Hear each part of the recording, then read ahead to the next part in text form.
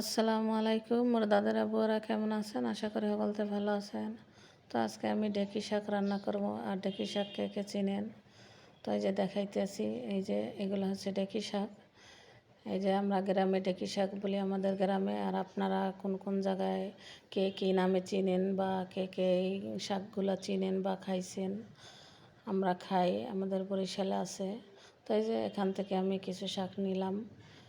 এই যে শাকগুলা এখন আমি বাচ্চা কুইট্টা নেব। তো এই যে শাকগুলো আমি বাচ্চা কুইট্টা ধুয়ে নিছি, আর সাথে এক মুঠ হেঁচি শাক দিয়ে দিছি, কারণ এই শাকগুলো একটু লোট হয়। তাই এক মুঠ হেঁচি শাক দিলে আর লোটটা থাকে না। তো ভালো করে কুইট্টা বাচ্চা ধুয়ে আমি পরিষ্কার করে এই পাশে চুলায় রান্না বসাই দিলাম। তো তেল, পেঁয়াজ, হলুদ, মরিচ, লবণ সব কিছু দিয়ে মশলা দিয়ে কষাইয়া পরে আমি যে চিংড়ি মাছ দিয়ে দিলাম।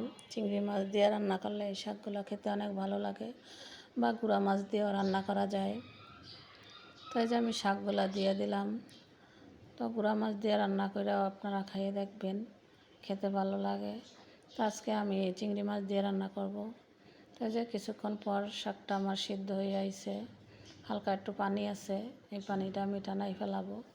আর এগুলা হেঁচি শাকের মতো শুকনা শুকনা করে রান্না করে। তো আপনারা কারা কারা খাইছেন বা চিনেন কমেন্টে জানাবেন। তো আমরা খাই, খেতে অনেক ভালো লাগে। তো এই যে আমার রান্না করাটা হয়ে গেছে, দেখেন খেতে অনেক ভালো লাগে। তো আমার রান্নাটা যদি ভালো লাগে লাইক কমেন্ট শেয়ার করবেন। ধন্যবাদ। আল্লাহ হাফেজ, সবাই ভালো থাকবেন।